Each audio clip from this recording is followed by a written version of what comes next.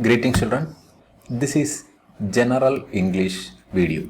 In this video we will study certain group of words that pronounce or look alike but their meanings are different. The first group is weather and weather. W-E-A-T-H-E-R, weather, is primarily used as a noun. It is the state of the atmosphere in a particular place. For example, rain, sunshine, snow. That is weather. But WHETHER, weather, is a conjunction. It is used mainly to introduce a clause and express doubt or choice between alternatives. That is where we use weather. WHETHER. Let us check the examples. The weather outside is pleasant today. Here, the weather that is related with the changes in the daily atmosphere, daily weather condition.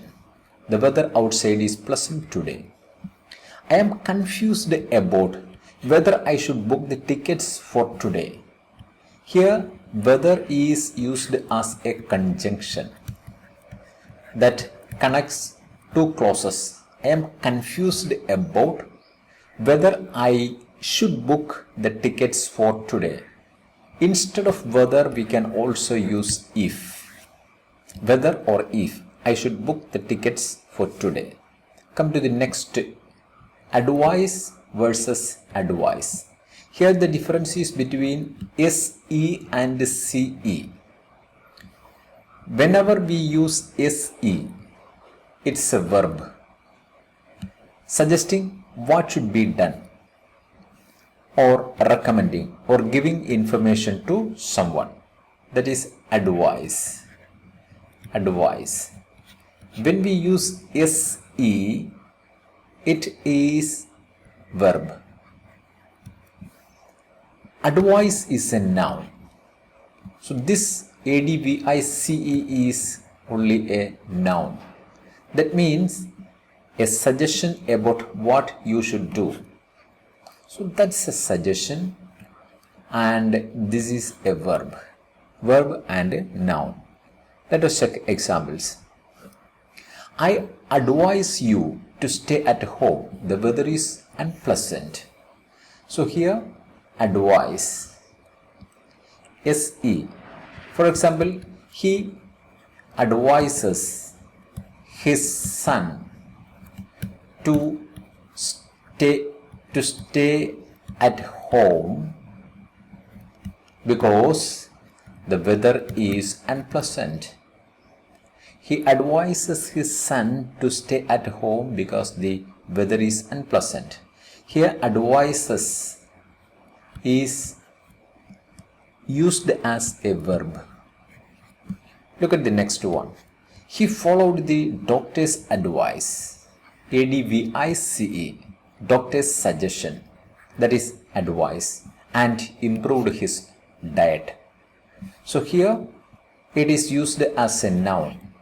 So when we use advice as a noun, we have to use CE, and as a verb we have to use SE. Remember that when we use advice in singular form, we have to use SES. ADVISES, advices. So these two S's comes with verbal form. Don't forget it, verb. Come to the next pair of words. Access and excess. Access means the ability to or means of approaching or entering a place. Excess, that we know, something that is extra or more than necessary, that is excess. Examples. Can you please provide me access to those old client files? So here access, accessibility, to take something for consideration or to enter a place, that is access. Can you please provide me access to those old client files? Look at the next sentence. I think I ate excess food for lunch today. Excess. Excess means extra. or more than enough. More than enough. That is excess.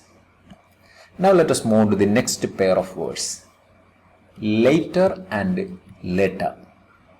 It is pronounced later and here it is later. Later means afterward in time. The first later. Comparative form of late. We know the word late. Its comparative form is later. A little bit later.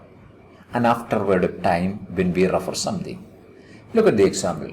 My classmate arrived first. I arrived later. So first and later. I arrived later than my classmate. In another way we can say like this. I arrived later than my classmate. Another sentence. Now I have some other works. I will do it later. Now I am so busy. I will do it later.